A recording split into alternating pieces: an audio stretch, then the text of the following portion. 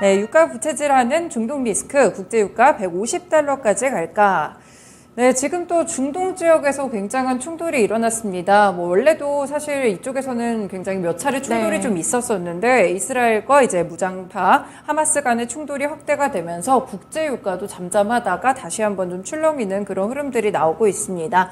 일각에서는 이 유가가 배럴당 150달러까지 갈 수 있다. 이렇게 좀 공격적인 전망들이 나오기도 하는데 결국에는 이렇게 경제 전반의 불확실성이 많이 커지고 있는 듯하네요. 네, 맞습니다. 우리가 추석 연휴 전에 이제 유가가 크게 올랐었잖아요. 네. 그때 9월 27일인가요? 그때 유가가 배럴당 93달러까지 돌파하면서 상승했지만요. 그럼에도 불구하고 우리가 연휴가 끝나고 돌아오면서 미국의 고금리 장기화가 지속되고 또 수요가 뒷받침되지 않는다라는 이유로 국제 유가가 다시 80달러대까지 떨어지는 모습들을 보였습니다. 하지만 우리가 갑자기 예상하지 못한 이런 이팔 전쟁이 갑자기 발발하면서 원유 공급에 대한 불확실성이 다시금 고개를 올리고 있고요. 그러면서 국제 유가의 변동성이 계속해서 커지고 있는 것 같습니다. 지금 시장에서는 전쟁이 우리 73년도에 4차 중동 전쟁이 있었잖아요. 그때와 좀 비슷하다. 그래서 좀 비슷한 흐름으로 갈 수도 있다라고 이야기를 하고 있는 상황인데요. 그 당시에는 산유국들이 석유 금수 조치를 취하면서 국제 유가가 3배 넘게 이상 올랐었던 경험이 있었거든요. 그래서 그때와 비슷하게 상황이 연출이 된다면 또 한 번의 석유 파동이 일어나지 않을까라는 좀 우려 섞인 시선들이 있는 것 같습니다. 네, 아무래도 유가에 대해서 좀 공격적인 전망들이 나온다는 점이 이란의 개입이랑도 좀 연관이 있을 것 같은데 그래도 이제 말씀 주셨던 50년 전의 이 석유 파동 그때와는 지금이 조금은 다르게 유가 급등이 없을 수도 있다라는 그런 의견들도 있더라고요. 어떤 근거들이 있을까요? 네, 3가지로 정리를 해볼 수가 있을 것 같은데요. 일단 첫 번째 이유로는 결국에는 이스라엘이랑 팔레스타인이 산유국이 아니다라는 거예요. 그래서 팔레스타인 지역과 이스라엘은 우리가 이전에 전쟁을 겪었던 러시아, 우크라이나와 같이 원자재라던가 에너지 수출에 있어서 핵심적인 역할을 하는 국가는 아니기 때문에 영향이 좀 덜하다라는 시선들이 있습니다. 그리고 4차 중동 전쟁 시기에는요, 사우디아라비아나 이집트와 같이 산유국들이 이스라엘에 대한 공격을 좀 지지를 하면서 금수 조치를 취했었잖아요. 그리고 그때 산유국들은 아무래도 세계 원유 생산의 10% 정도를 차지하기 때문에 당시에 유가가 크게 올랐었던 부분들이 있습니다. 하지만 이번에는 아직까지는 그런 움직임들은 보여지지 않는 상황이고요. 결국 이스라엘과 팔레스타인 둘 다 산유국이 아니기 때문에 국제 유가에 미치는 영향은 좀 제한적이지 않을까라는 첫 번째 시선이 있고요. 두 번째로는 미국의 전략적 석유 비축량을 좀 살펴보시면 될 것 같습니다. 물론 미국의 SPR이 러우 전쟁 이전보다는 좀 감소한 수치가 있지만요. 그래도 비축류가 필요하다라고 한다면 유가 급등을 어느 정도 제어해줄 정도의 비축량은 충분하다라는 상황이고요. 세 번째로는 지금 시장에서 가장 걱정하는 건 이란이 개입을 하느냐 마느냐 이런 부분이잖아요. 근데 이란의 석유 생산량이 그렇게 크지 않다라는 점까지 꼽고 있습니다. 일단 미국에서는 이란이 개입을 할 수 있다라는 가능성을 어느 정도 좀 공식화한 부분들이 있어요. 그래서 이란이 개입을 하게 되면 물론 전쟁이 조금 더 심화가 되고 여러 가지 불확실성이 커지는 것은 맞지만 석유 생산량 자체만 놓고 봤을 때는 이란은 지금 현재 하루에 한 300만 배럴의 석유를 생산을 하고 있거든요. 이 300만 배럴이면 전 세계 원유 공급량의 한 3% 수준에 미치지 않는 것이기 때문에 이 3% 수준이 막 국제 유가를 들썩이게 하고 국제 원유 시장을 막 들썩이게 할 만큼의 커다란 양은 아니다라고 보고 있습니다. 사실 원래는 이 300만 배럴보다 이란의 하루 생산량이 훨씬 더 적었어요. 그런데 어느 정도 미국과 이란 간의 서로의 스몰 딜을 통해서 원유 생산량을 미국이 일부 늘려줬거든요. 그 덕분에 지금 사우디에서 계속해서 감산을 하고 있지만 이란에서 어느 정도 그 생산량을 늘렸기 때문에 상쇄했던 부분들이 있습니다. 물론 어떻게 될지는 앞으로는 모르겠지만 사우디에서 또 이런 얘기를 했어요. 필요하다면 원유 생산량을 조금 늘리겠다라고 이야기를 한 상황이지만 물론 그 유가가 사우디에서 원하는 수준까지 올랐을 때 사우디가 실제로 늘려줄지 아닐지는 모르겠지만 일단은 사우디에서도 그렇게 이야기를 한 것까지가 지금의 상황입니다. 네, 그렇군요. 그래서 이제 유가가 급등하기에는 세 가지 그래도 어느 정도의 요인들이 있기 때문에 지금은 상황을 좀 지켜보는 게 중요할 것 같은데 이제 말씀 가운데 주셨던 부분이 이란의 개입이 확실히 유가랑 가장 큰 관련이 좀 있을 것 같아요. 사실 어제도 뭐 이란의 최고 지도자가 이제 가자 지구에서 벌어진 일을 대응해야 된다 이런 식으로 얘기를 하면서 계속 개입의 가능성은 좀 커지고 있는 상황인 것 같습니다. 이 부분을 어떻게 좀 봐야 될까요? 이란의 개입. 제가 방금 앞서서는 석유 생산량 자체만 놓고 봤을 때는 그렇게 들썩이게 할 만큼의 커다란 수준은 아니다라고 말씀을 드렸지만 결국에 이란이 개입하면 전쟁이 심화되기 때문에 결국에는 변수가 될 수밖에 없을 것 같아요. 사실 이스라엘 하마스 충동이 처음 딱 벌어졌을 때 국제유가가 크게 급등했던 것은 시장에서는 하마스가 기습으로 공격한 것은 그 배후에 이란이 있을 것이다 라는 시장의 예측 때문에 국제유가가 크게 급등을 했습니다. 하지만 이란에서는 하마스가 단독으로 한 거다. 우리는 개입하지 않았다라고 이야기하면서 어느 정도 일단락이 된 모습처럼 보였는데요. 그래서 이 전쟁이 얘네가 개입하지 않았으니까 더 확산되지 않을 수 있겠다라는 시장의 생각 때문에 또 국제유가가 하락하는 모습들을 보여줬습니다. 그런데 미국에서는 지금 계속해서 이란의 개입 가능성을 언급을 하고 있는 상황이고요. 만약에 실제로 정말 이란이 개입을 하게 된다면 미국은 이란에 대한 제재를 더 강화시킬 수밖에 없는 상황입니다. 올해 제가 앞서서도 말씀을 드렸지만 미국이 이란에 대한 제재를 어느 정도 풀어주면서 이란의 석유 생산량을 조금 늘려줬어요. 하지만 이란이 개입을 하고 미국이 제재를 강화하게 된다면 이 석유 생산량을 다시 줄일 수밖에 없고요. 그렇게 된다면 이란도 또 맞대응을 할 수가 있겠죠. 그래서 지금 시장에서 조금 걱정하는 것은 이란이 호르무즈 해협을 봉쇄할 가능성에 대해서 약간 우려를 하고 있습니다. 이 호르무즈 해협 같은 경우에는요, 세계 주요 원유 수송료 그리고 원유를 왔다 갔다 하는데 거의 한 20%를 차지하고 있고요. 특히 아시아로 오는 원유의 한 70%가 이 호르무즈 해협을 통해서 왔다 갔다 하고 있습니다. 최악의 경우에 정말 이란이 이 해협을 봉쇄를 시켜버린다라고 한다면 이 원유를 유통하는데 당연히 문제가 생기기 때문에 국제유가가 크게 오를 수밖에 없는 상황입니다. 그래서 앞서 이란의 석유 생산량이 국제 에너지 가격에 미치는 영향은 미미할지라도 이란의 개입으로 인해서 이 전쟁이 조금 더 심화가 된다면 세계 경제 그리고 국제유가에 불확실성을 주는 것은 이견이 없을 것 같고요. 그래서 블룸버그에서는 이란과 이스라엘의 전쟁이 개입하게 된다면 내년에 세계 GDP 증가율이 1%포인트 떨어질 것이다 라고 이야기를 하기도 했습니다. 네, 그렇군요. 결국에는 이제 전쟁이 좀 빠르게 끝나거나 혹은 이제 확전되지 않는다면 국제유가에 대한 부분들은 그렇게 크게 우려를 하지 않아도 될 것 같기는 한데 일단 갈등이 심화된다면 또 국제유가가 오를 수도 있고요. 그러면 또 금리 상승과 관련된 이슈들도 불거질 것 같네요. 네, 만약에 이제 이스라엘 하마스 전쟁이 중동 전쟁으로 확전이 되지 않는다라고 한다면 뭐 국제유가라던가 환율에 미치는 영향은 어느 정도 제한적일 수밖에 없을 것 같아요. 하지만 우리가 실제로 우려하는 일이 생겨서 국제유가가 상승하게 되면 결국에는 우리가 또 걱정하는 것이 물가가 상승하겠지. 물가가 상승하게 된다면 미국의 고금리 기조가 더욱더 장기화될 수 있겠다. 이런 부분들을 함께 엮어서 우려를 하고 있는 것 같은데요. 워낙 최근에 불확실성이 큰 장이다 보니까 또 최근에는 금이라던가 달러 이런 안전자산의 돈이 몰리고 있는 상황이라고 합니다. 또 이런 부분들이 결국에는 또 환율을 자극하고 달러 강세를 부추기게 하는 요인이 될 수밖에 없죠. 그리고 지금 바이든 행정부에서도 상당히 좀 이런 상황들이 굉장히 골치 아플 것 같아요.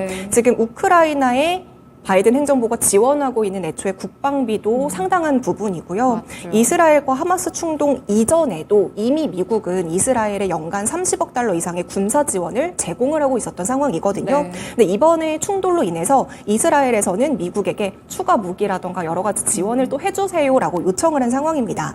안 그래도 우리 추석 연휴 이전에 우크라이나 예산안과 관련해서 미국 내부에서도 여러 가지 크고 작은 잡음들이 있었고 그래서 뭐 셧다운이 되느냐 마느냐 이런 얘기들이 있었잖아요.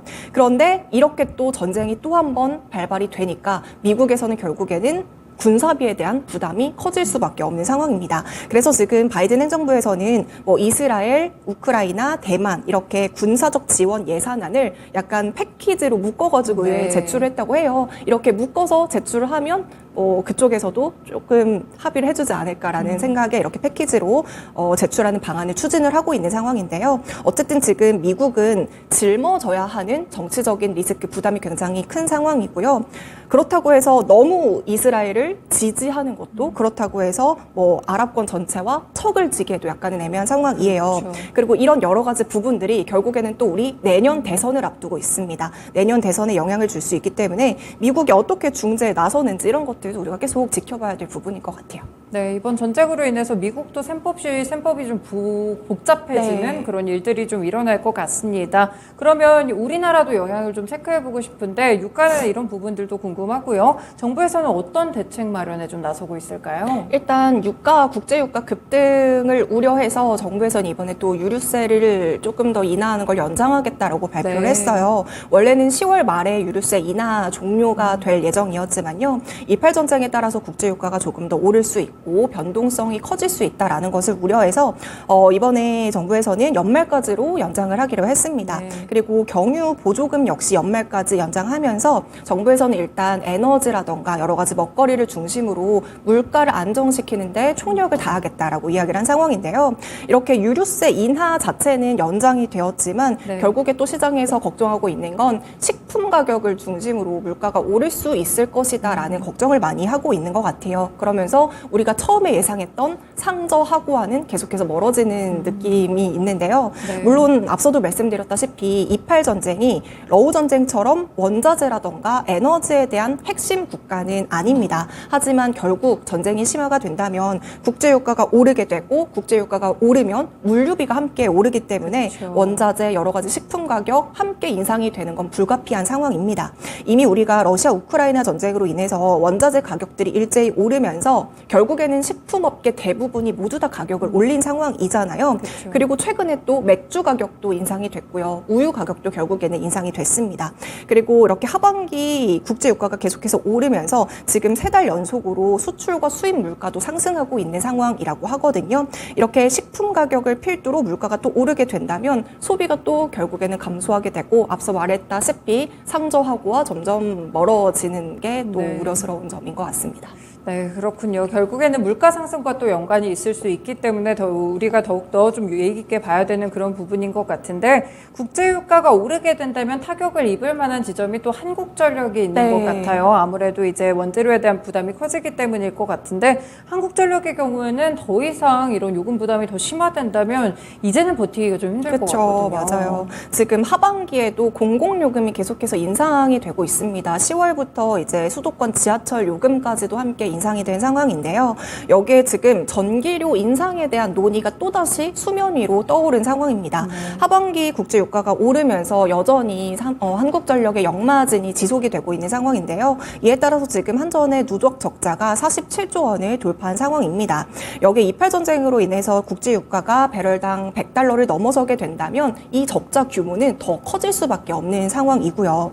지금 한전에서도 이 부채 위기를 벗어나기 위한 자구책으로 최근에 창사 이후에 2번째로 희망퇴직을 실시하겠다라고까지 밝힌 상황이거든요. 이런 상황에서 지금 4분기에는 전기요금을 그래도 킬로와트 시당 25원 정도 인상을 해야 된다라는 이야기들이 있지만 이렇게 인상을 하게 되면 한전의 누적 적자는 줄일 수가 있습니다. 하지만 이미 여러 가지 공공요금이 인상된 상황에서 또다시 전기요금까지 오르게 된다면 또 물가를 자극할 수밖에 그렇죠. 없는 상황이거든요. 그렇다고 이제 한국전력의 사채 발행 한도를 지금에서 더 늘려주게 된다면 결국에는 채권 발행, 채권 시장이 또 혼란이 가중될 수밖에 없어서 약간은 이러지도 저러지도 못하고 있는 상황인 것 같은데요. 그래서 지금 정부에서 이야기를 하고 있는 상황은 기업에 대한 건전성도 고려를 하고 서민 부담도 함께 고려를 해서 좀 균형 있게 점진적으로 요금을 올리겠다라고 한 상황인데요. 하지만 그럼에도 불구하고 정부에서는 전기요금 인상에 대해서 조금은 신중한 모습들을 보여주고 있습니다. 네, 그렇군요. 한국전력에 대한 영향까지 저희가 함께 또 들여다봤습니다. 그러면 마지막으로 전쟁으로 인해서 불안이 지속된다면 결국에는 이 수급적인 요인에서도 우리나라와도 좀 관련이 있을 네. 것 같거든요. 외국인의 수급 이탈이 좀 심화가 될 수 있다는 그런 생각들도 들고 있는데 물론 오늘은 외국인이 좀 매수가 들어오고는 있지만 네. 앞으로의 주식시장 어떤 식으로 영향을 받을까요? 지금 KB증권 리포트에 따르면 KB증권에선 이렇게 보고 있어요. 전쟁에 대한 영향보다는 결국에는 경기 사이클을 따라가기 때문에 주가에 미치는 영향은 길게 보면 그렇게 크지 않을 것이다라고 이야기를 하고 있습니다. 네. 그 이유는 이렇게 이야기를 하고 있어요. 과거의 전쟁이 주식시장에 미친 영향은 장기적으로는 크지 않았던 경험이 더 많았다라는 것들을 꼽고 있는데요. 오히려 전쟁 발발 후에는 주가가 단기적으로 불확실성 때문에 하락할 수는 있지만 이후에 곧 반등해서 오히려 긍정적으로 반응한 경우가 많았다라는 겁니다. 네. 다만 우리가 4차 중동 전쟁 때는 그리고 러우 전쟁 때는 주가가 크게 많이 하락을 했었잖아요. 그 이유는 전쟁이 나서 유가가 상승하고 그 유가가 상승한 것 때문에 인플레를 악화시켜서 경기 사이클에 부정적인 영향을 주는 이런 연쇄적인 사건들이 도래했기 때문에 주가가 떨어졌다라고 이야기를 하고 있어요. 네. 하지만 지금 같은 경우에는 만약에 중동 전쟁으로까지 이 전쟁이 확산이 되지 않는다라고 한다면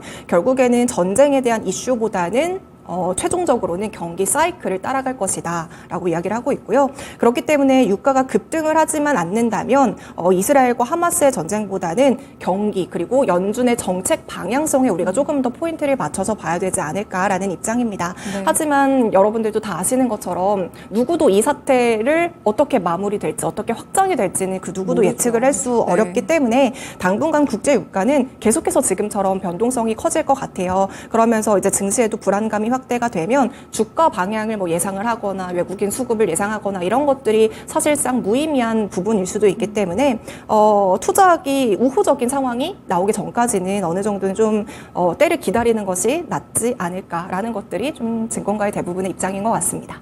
네, 아무래도 지금 지정학적 리스크가 크게 불거지고 있는 상황이어서 시장에 대한 영향력 궁금하셨을 것 같은데 일단은 조금 보수적인 시각에서 접근을 하실 때 이 전쟁의 이슈에 따른 투자 전략을 다시 한번 짜보는 것도 중요할 것 같습니다. 네, 일부 쉬운 이슈 읽어주기였습니다.